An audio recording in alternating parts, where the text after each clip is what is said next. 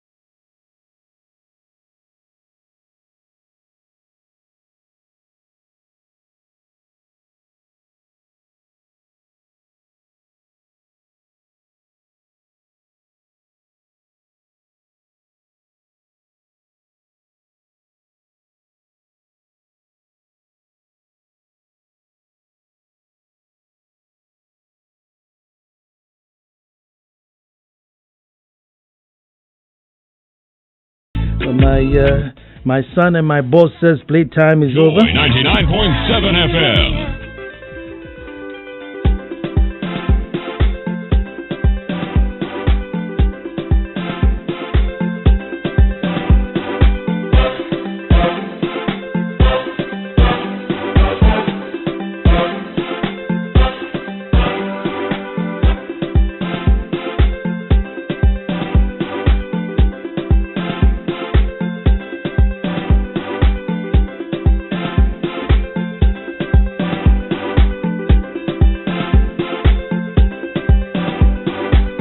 The princess is dancing. She dances to my sick tune. I mean, is it not amazing? And in there, in the maze, Ohineyeri is also tuned in. But as we always do, we start the way we start. Folks, until the lions have their own historians, the tales of hunting would always glorify the hunter. And you know, I'll say that again.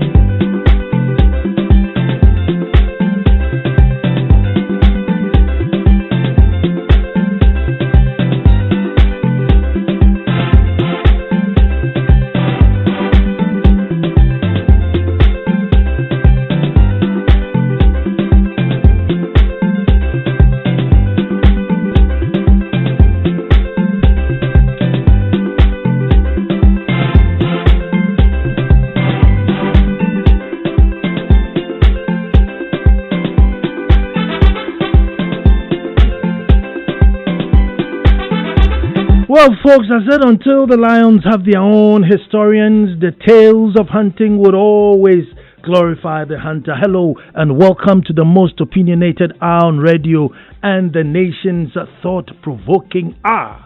Now, for those of you on Facebook, you can just log on to Facebook and you can watch me display and throw my arms about as I express my feelings on this subject. I am Nana Ansah Kwao the Fourth, Chief of the Little Republic of Akwemu Edumasa, here to perform this beautiful ritual called That's My Opinion. Mondays are never the same without a dose of opinion. And this Monday will be no different and a bit philosophical, and I hope you will get where I'm coming from. Who will inherit Ghana? Who will inherit Ghana? Who will we hand over to? That sounds like a joke. It even sounds like a trick question. But let me end and you will get the whole picture.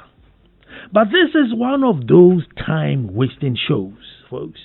Because we have developed a very thick skin against matters that are very urgent and pertinent to us.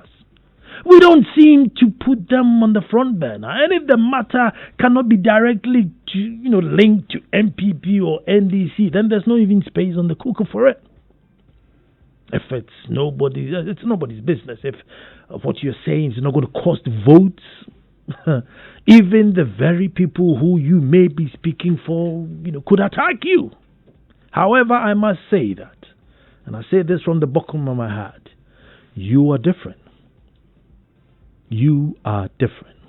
And maybe, Ghana needs more of you. Because some of the subjects, the topics that we have raised here on this show and dealt with in an open and fair and objective manner could start a route elsewhere. Oh yes, I'm telling you, some of the topics we have dealt here, if elsewhere, somebody had raised these things, I'm telling you, hell will break loose. But somehow, the maturity you display is mind-boggling. And I want to thank you from the bottom of my heart, because otherwise I'm sure this show would have been kicked off and dead. But nevertheless, folks, who will inherit Ghana?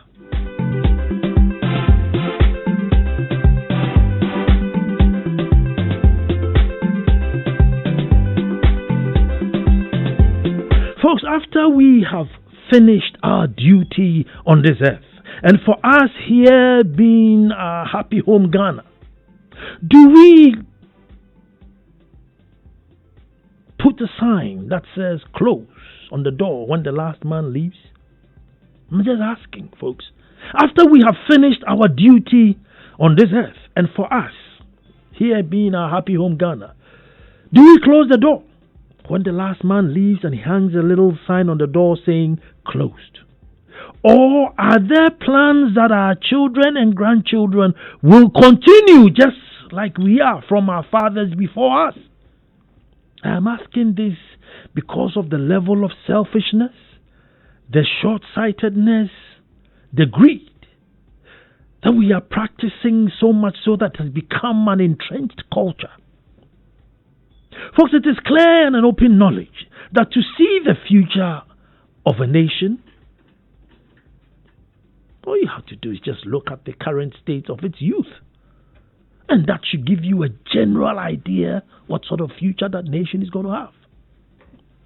Can we tell from looking at our youth today that they are good timekeepers, dedicated, hard-working, disciplined, patriotic, well-groomed, have respect for rule of law, innovative, supportive of one another, will not cheat during exams, will not lie, do not dabble in party politics during school elections? Can we say our youth are steeped in culture? Folks, can we say these things looking at our youth today? Honestly, generally. If you were to go somewhere and they were asking you about the youth of Ghana, would you say, listen, the youth of Ghana are superb, well-groomed, good timekeepers, disciplined, honest, hard-working? Would you use these things on the youth of Ghana? Folks, the class division that we are creating amongst the youth is also a recipe for major trouble.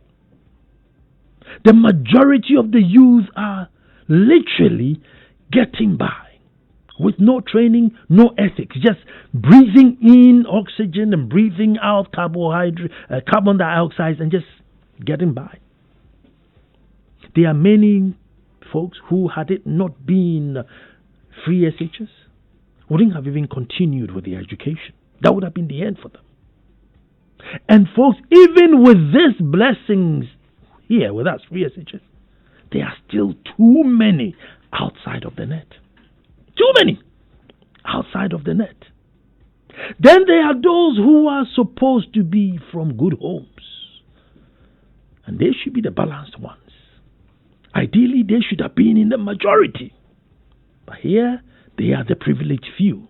They attend quote-unquote international schools.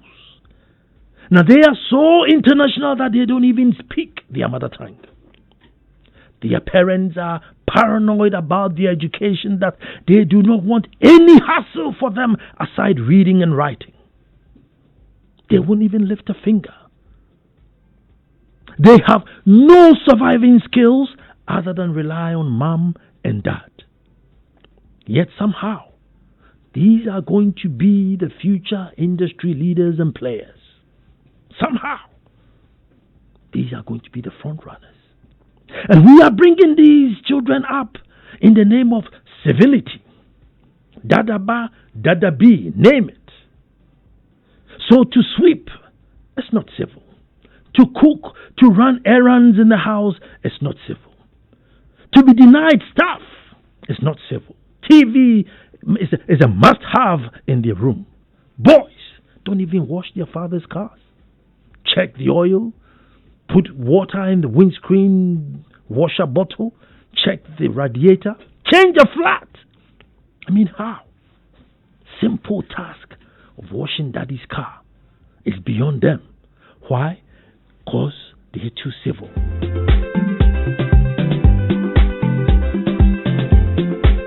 Theirs is just to read, write, calculate, type, read more, write, calculate, and type. Folks, on the other side of the coin, now we have introduced alcoholic bitters.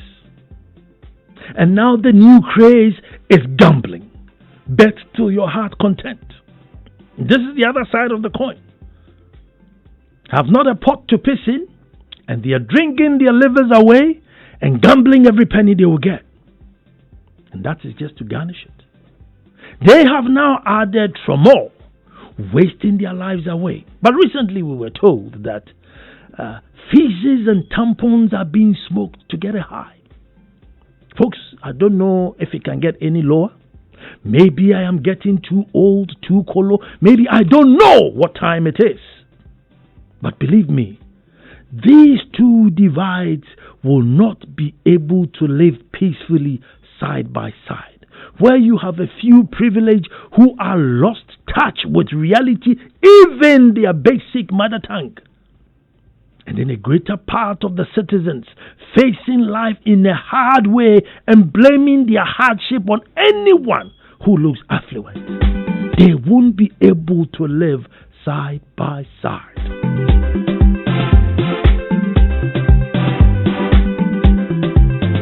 Folks, we are also leaving the youth with a political structure that is so divisive, where we don't trust each other. Everyone is an enemy and a suspect.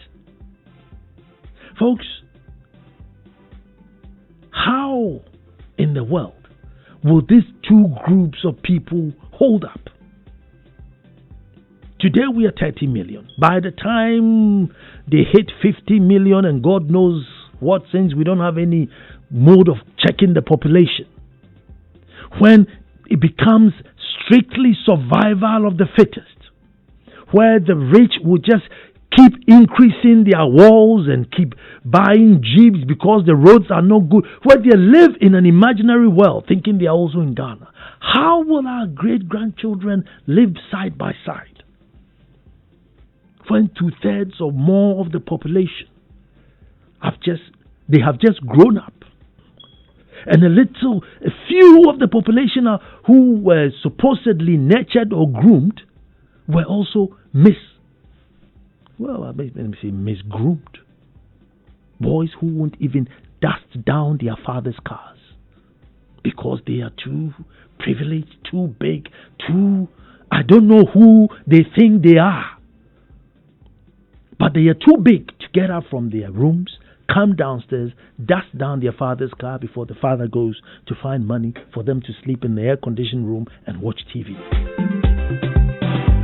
Now, if children are growing up with this dangerous sense of entitlement, this is one group. Dangerous sense of entitlement, where behind their high walls are children who are just hustling on a day-to-day basis with no grooming, no structure, no discipline whatsoever. They are also just growing. Folks, how would they share a Ghana like we are doing today? And they will grow and double in this politics, this new governance system that we have created, where it is you against me. There is nothing like working together. So before I end, folks, look at how we are living, folks, as though it is the end of the world. We are living today as though it is the end of the world after 2020. That's it. We are living as though we have just borrowed this land. It is somebody's land. Ours is somewhere being prepared for us. So we need to just waste this land, and soon we shall be going on to ours. Total destruction. And a new policy, a new tradition is, if we see, we sell. Simple. That's the new tradition. You see, you sell. Case closed. And sometimes, it becomes worrying. You sit down and you wonder, how did anybody arrive at this? Rich forest with biodiversity, sometimes with plants that are so rare, it's like an endangered species. But unfortunately, there are pieces of gold underneath it. So somebody signs to say, destroy it. Destroy it. We see, we sell. And we don't even repair what we have destroyed. And then you come back into governance, and the governance is just, what the taxes we are collecting just goes into paying salaries. And so, to move forward, let's just borrow. Plunging the nation into debt. Because everything should be free in the name of politics. In the name of politics, everything should be free. Abain Betuya. And so we just borrow. And I'm just here to ask you today, folks, have an open, sincere conversation. The youth we are grooming, bringing up today, will they be able to fix the mess we are leaving behind?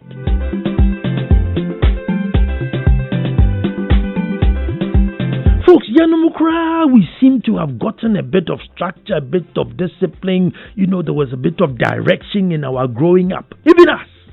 We are struggling to contain the mess we ourselves are creating.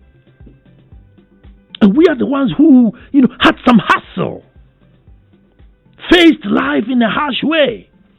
It wasn't just sleeping and, having some, false sense of entitlement. No, there was a little bit get up and go.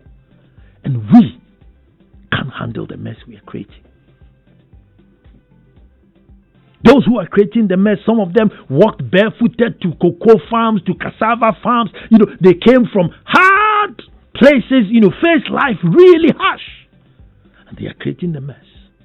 We can't fix it. And I'm asking, these two extremes, these Dadaba people with a wrong sense of entitlement, and those who are hustling, sniffing and smoking anything in this world to get a high, drinking any tree bark that's been diluted in industrial alcohol, how would they fix this mess that we are creating?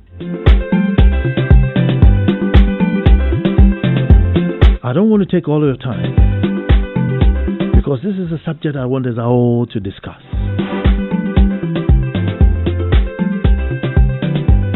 And so talk to me, 0302216541.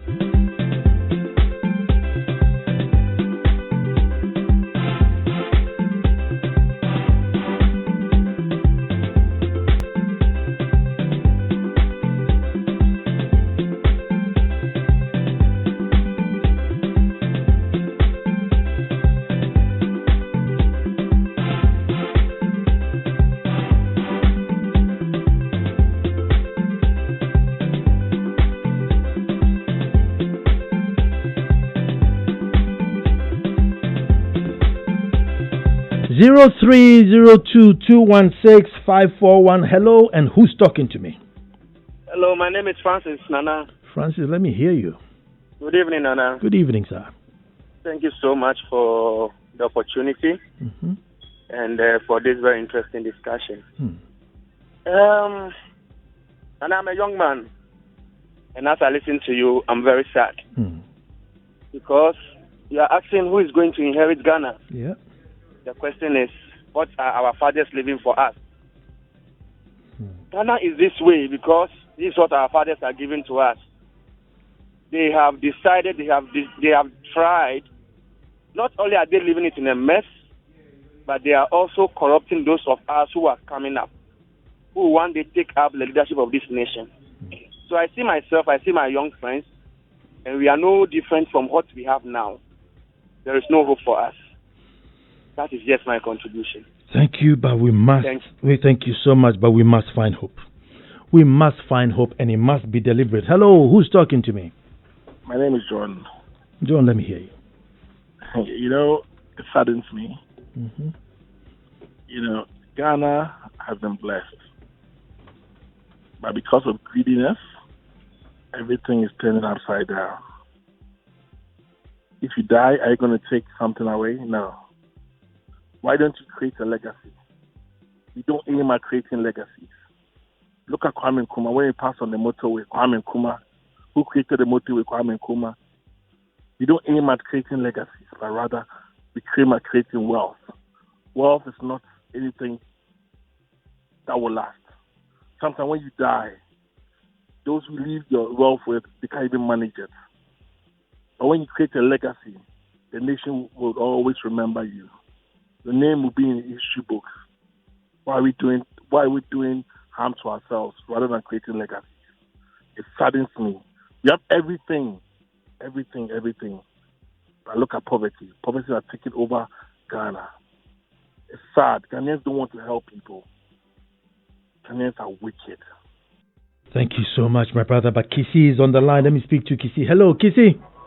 Hello, Nana. Yes, sir. Nana, how are you? I'm very well, Kisi. Nana, please tell the authorities in that, please, the phone barrier, please, they should do something over there for us, please, Nana. That's just by the way. But Nana, please, some of us are losing hope. But as you said, we must find hope, okay? We should not be in the books, okay, of our predecessors now. No, let's depart from what our predecessors are doing. We, the successors, must change things now. Let's wake up the youth of Ghana. Thank you very much, Nana. Thank you very much to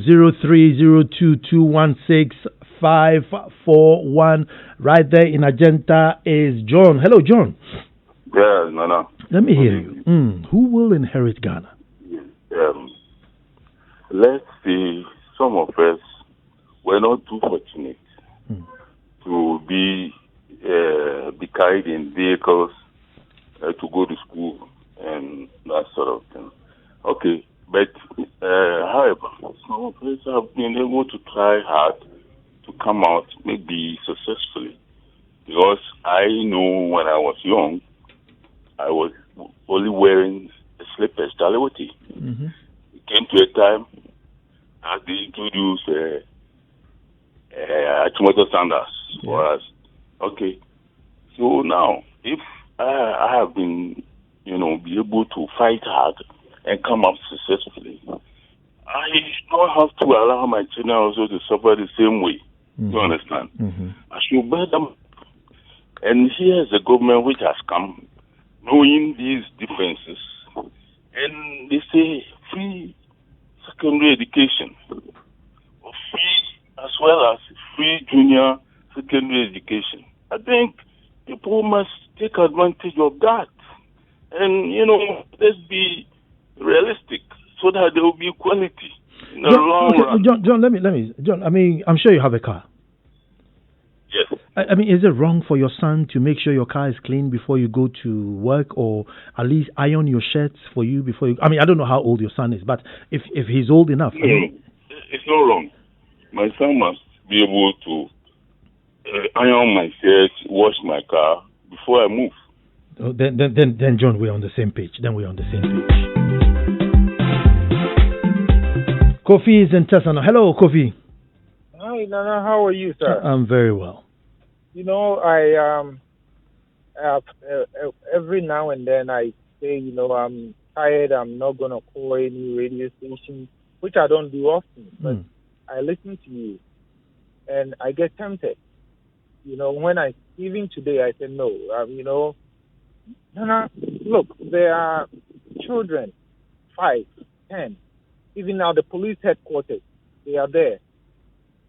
From Mali, I don't know, all right? Mm-hmm. And they come by your window and all this. And what happens is that over years, these people, no education, they sleep on the streets, wherever they sleep, rape, whatever, no rape, boys or girls, no education, becomes social menace to us. And apart from all that you have spoken about, we have a big problem on our hands. And I always draw the line, the sheep and the shepherd. Where are the shepherds? The president to all the ministers. We have all these resources. And from back in the day, history, because everybody cannot rule, we organize a few people like chiefs or government or presidents to handle this issue. I cannot go and kick people out of the street on my own. And this is what we have. And I bet you, my son or my kid, you think about it, and like in the next 20 years, water is being damaged by galamsey. What are they going to drink? I will be, if I'm dead and gone, I will not know. But I know now, today, that in the next 10 years, it will not end. We are not doing nothing. We're doing something, but that something, what is the outcome?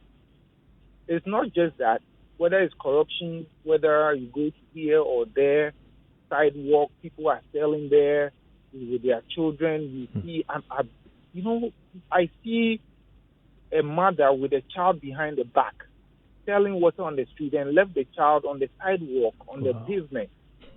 And it's like 2 years old. A car could, Nana, we have, I was tempted to call. I didn't want to. I'm so tired of what is happening. We don't want any elaborate Hong Kong or New York or London. We just want clean waters, dual roads. You have ambulance to take people to hospitals and good hospitals. Just the basics. And education. Just the basics. We don't want it. We don't want to live just our culture, decent, that we can have a decent living.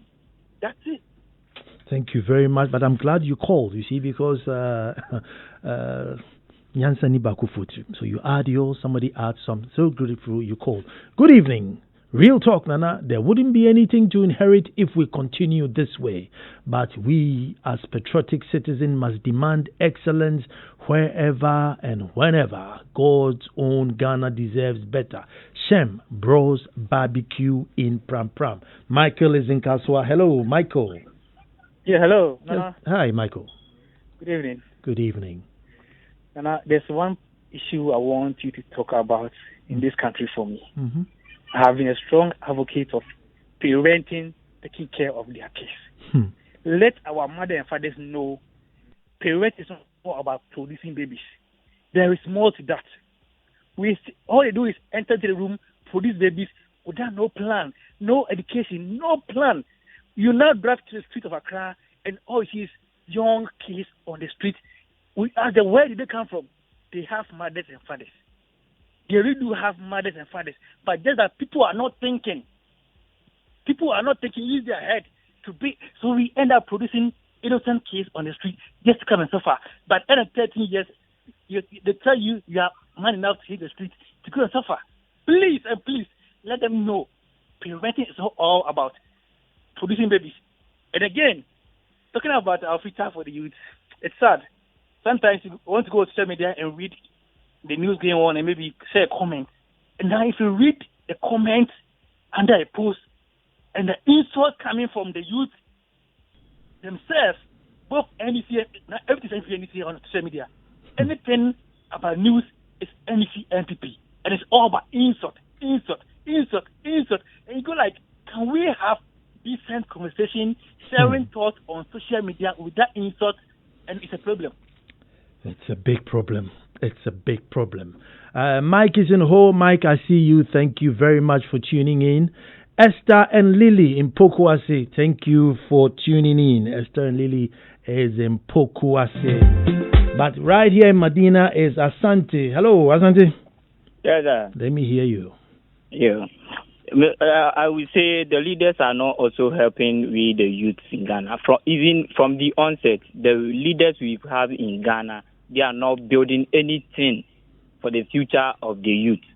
Because I don't know why a minister and those top people who can buy fuel into their cars and things, they will be giving fuel free, but there's nothing built for the youth, like, oh, this person age from this age to this age, maybe you will be benefit certain things.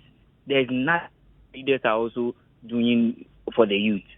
That's also a problem.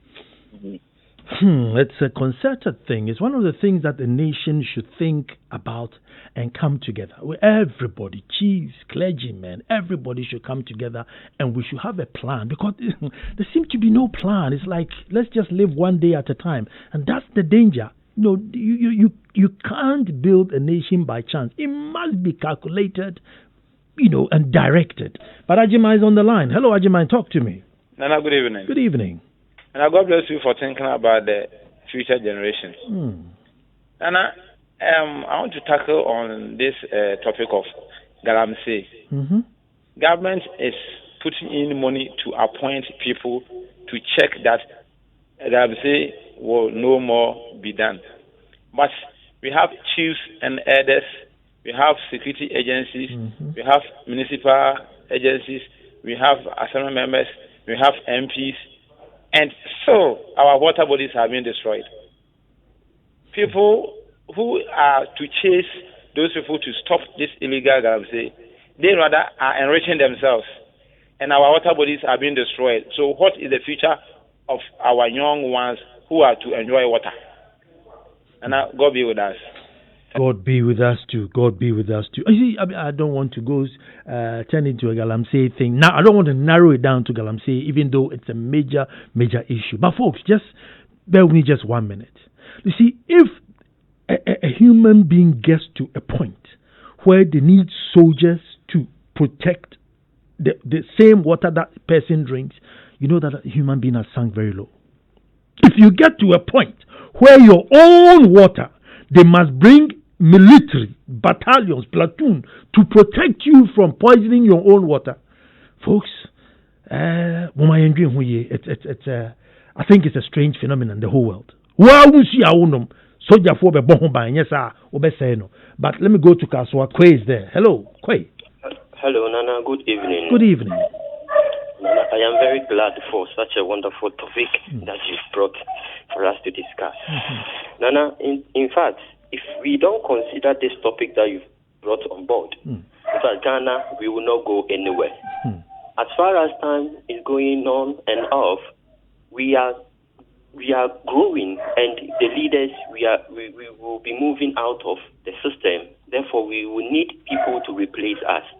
But in a situation whereby those who will be replacing us are not going to go according to what we are expected them to do for the country, it is going to be something very alarming that I don't think it will help the country to develop. Nana, once upon a time, I live in a certain poor community, and I hope, Nana, I know you know Techiman. Techiman, some time ago, was a very, remote area, and I was living in that place. I was living with a poor parents, and in fact, they trained me in such a way that I have to understand that wherever you go, one day you will grow to become a leader, and therefore you have to get all the necessary norms so that when you meet an elderly, you will know how to talk to an elderly, you know how to help people, so that when you become a leader, it will manifest in your way. But nowadays, people who, especially the rich people who are having their children and other these things, they find it very difficult to train their children in that way. And for that matter, we don't even know the kind of, attitude that they are going to put up when we are not there. And this issue, if we do not take it very well, in fact, this is what is going to happen to us. Thank you very much. Nana, if the churches are able to define their roles, then I think we can get an answer to your question. Ebenezer in Japon. Ebenezer, good evening. On the phone is Papa Ansah from Teshi. Oh, Papa, did the line drop? Give me a call back. Ansah, my namesake.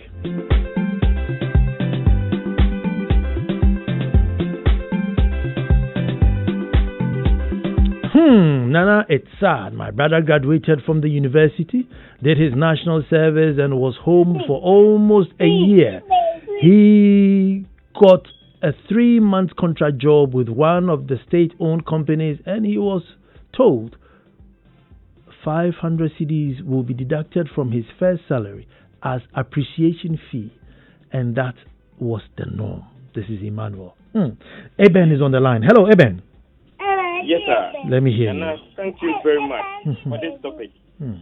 I wanted to ask that, is this country, do you have a national agenda for we the youth? That's the question that I want to ask. And moreover, looking at this Galamsey thing that you are talking about, I think it's a national issue. I think we all have to help, come out with steps to curb this thing so that this country will move forward. You were talking. Someone talked about what Nkrumah did. The other presidents, what are they doing? So that in the future, our future leaders coming, they will also have something that they also think about. Because it's as if we are not thinking about the future. We are thinking about now. Now, what I'll get now. That's what we are thinking about, and it's very sad. Nana, I thank you for this particular topic that you are treating today, and I hope God will bless you for this thing that you are doing. Actually, one day there will be a massive, I don't know what to say, maybe people will stand up and then try to move this country forward in a different direction. Thanks too much. Thank you too, my brother. Thank you too.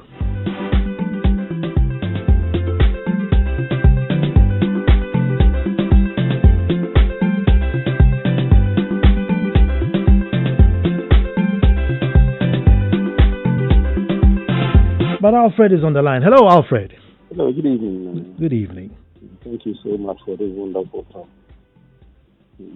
Until our leaders in this country, our political leaders, wake up and start working for us, things are not going to happen. I wonder why Ghana, at this time, 2020, this country doesn't have a national policy that could drive the developmental agenda of this country forward. It's just so sad, Nana. Like you said, countries are not developed with that party mindset of saying, I live one day at a time. No, we need a national plan. 60 years developmental national plan. Then we can both parties, all the parties in Ghana should work with that national plan. Then we can move this country forward. God bless our homeland. God bless our homeland Ghana. 0302-216-541. I'm going to Dansuman because Ampofu is waiting on the phone. Hello, Ampofu. Yes, boss. Nana, good evening. Good evening. Let me hear you. Yes, Nana, I think I always say that in this country, our problems, the solution is one. We are a group of people who doesn't punish wrongdoings, and then we don't supervise. We need a very sincere supervision over this Galamsey thing that he talked about. And then people who are front culpable should be dealt with, massively to serve as a deterrent to others. Because the people who are supposed to supervise are themselves involved in the issue that is going on. So who is watching over the watchman? We always sit down and we politicize everything. We think that is some group of people who are called politicians who should solve the problems for this country for us. But how many are those politicians? Majority of us will just sit down and watch things go wrong and then we blame some few group of people. As citizens of this land, we all have a collective responsibility to make sure that the right things are done. We have the power to cause change, and the change begins with us individually now. Because the Galamsey, if we don't allow ourselves, Chinese will not come and take over. We pretend so much in this country. When something is going wrong, we only seek what will get personally instead of how to go to the country. A Ghanaian is ready to benefit 100 cities instead of the country benefiting 1,000 cities, so that the larger portion will go elsewhere. So we need to intensify supervision and then punish severely people who break the laws of our land. You know, Boache Jakun, one of our senior elders of the country, once said that people don't do what you expect them to do, but they will do what you supervise. They will not do what you expect, but they will do what you supervise. So I think supervision should be intensive, and then we should punish wrongdoings. And it will, because the same Ghanaian, when he goes to another country, will do the right thing. So why is it that in Ghana we don't do the right thing? Because we don't punish wrongdoings. Thank you so much. Well, if you're just tuning in, let me just quickly sum up. I was just thinking that as a nation, this present crop of, power brokers, us, we are living as though it's the end of the world. We're just selling, see and sell, see and sell. Look, we depleted the fish in the sea. We have depleted the fishes in the sea. We are chopping down every tree there is in the forest. We are chopping down. We are digging everything out of the earth. If it looks like gold, it has to be dug out. We are now borrowing because of all the things we are digging and chopping. We still can't raise enough money to run the country, so we are just borrowing. And now we're going to hand the country to a future generation.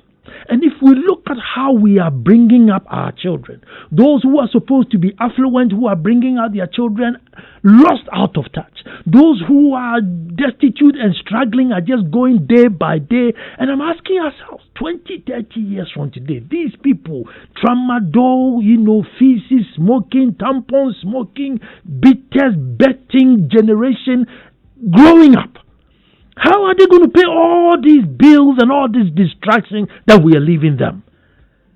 And somebody bequeathed this nation to us. They kept it. And, the most embarrassing cry is ask Nananom. Nananom, who were given lands with rates and everything. They cried, I think one day I have to put Nananom on board. We are even worse than the politicians. We are worse than the politicians, but it's very difficult to speak against Nananum. And so they are hiding behind this reverence and causing chaos. And I'm asking, are the youth going to be able to handle this country? Who will inherit Ghana? Hello, Enoch. Hello. Let me hear you. Yeah, good evening, Nana. Good evening, boss. And Happy New Year to you. Happy New Year, my brother. Nana, sometimes when I sit back and I watch what is going on, it's so heartbreaking. Can you imagine where we're going? I'm not that old, I'm just 37. But when we're going, I remember when you see an old man or an old woman carrying something, you help that person to carry their thing. We were given so much respect, and there was so much respect in the country. Now, youth of today, they don't even mind who you are, and they can route whatever they think they want to you. And sometimes it beats my imagination. Drinking, smoking, you couldn't see these things often. But now, it's a thing of now. Like, now if you're a young guy like me, and you don't know how to drink or smoke, meaning you don't know life. If they tell you, I'm going to have fun, and there's no smoking or there's no drinking, then you didn't have fun. And I wonder where this is coming from. Because this is not the Ghana that I was born into. So what kind of Ghana is this? I think the youth of today needs to rise up and fight some of these things. And we need to fight our political leaders, because I think they are fighting their selfish interests and they are amassing wealth for their families, regardless of what the entire country will go through. Nana, it's so heartbreaking. It is very heartbreaking, my brother. It is very heartbreaking. See, but then again, you see, none of us are born with intelligence. We will all grow and pick up intelligence from the surroundings with which we grow up. So the things we see on TV, the things we hear on radio, the things we read and see online, that's what influence are bringing. And so if we have a nation where censorship is also going dead, and everything can be shown on TV at every given time, nude, alcohol, nude, aphrodisiac, what then do we expect? And so that's why I'm worried about us, the sort of, culture we are leaving behind those we're going to leave this country behind. Asemnedi. But can is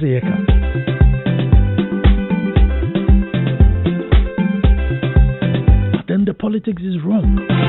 Will there ever be space between MPP and NDC to sit down and say, Charlie, we must start with censorship, we must start with discipline, uprightness. The other day we did a show and I said, listen, I read something in Japan. I hear from 0 to 10 years, they don't bother with Pythagoras theory and everything. They teach you respect, form, order, how to be a citizen, rule of law. From 0 to 10 years old, they teach you to be a human being. And that's why still respect is a culture in Japan.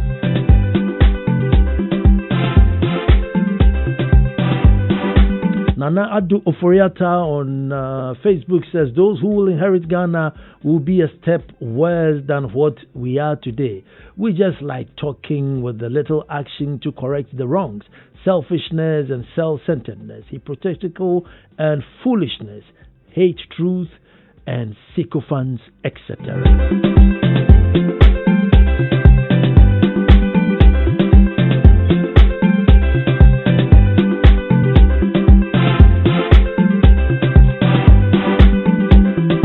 Well, Justice is going to be my last caller. Hello, Justice. Hi, Nana. Hi. Good evening. Good evening. How are you? I'm very good. Good. You see, Nana, when you go to a home, normally the children take after their parents. Whatever their parents do, that's what they also do. And so if you go to a home where a father is a drunkard, most likely you'll be finding a child who will be a drunkard. So what is going on in our country now is a reflection of the kind of leadership we have.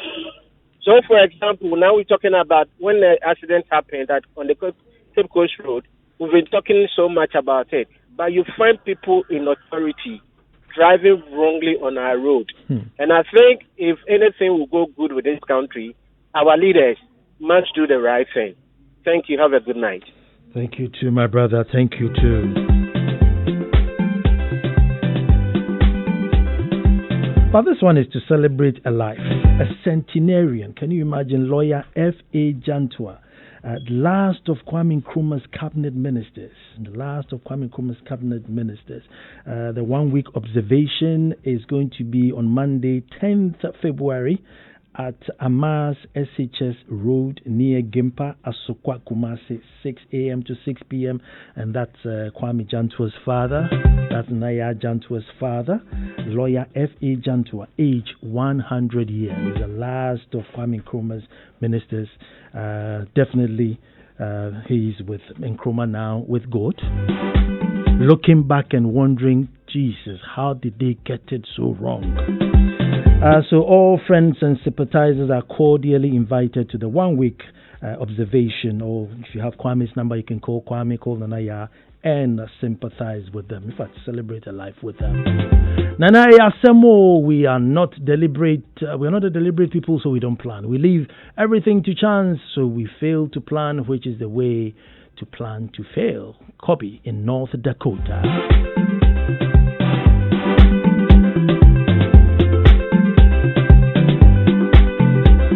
Well, I want to say thank you very much. But Gifty Ando Apia is here to give you the news bulletin in a couple of minutes. Abeku, my son, was on the 1s and 2s. Sammy Forsen will come and overdrive you home while you're just looking at these kids standing at the traffic light, hustling to clean your screen and sell you things, and just those just begging for arms, and you're wondering that 20, 30 years time, will they still want to do that? And if not, what would they be trained to do? Because man must survive. Man must survive.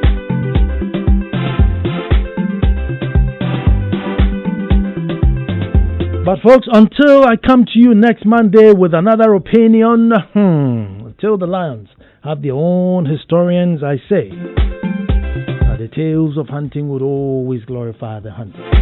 My name, Ansah, Kwao the 4th, Chief of the Little Republic of Akwemwedwas.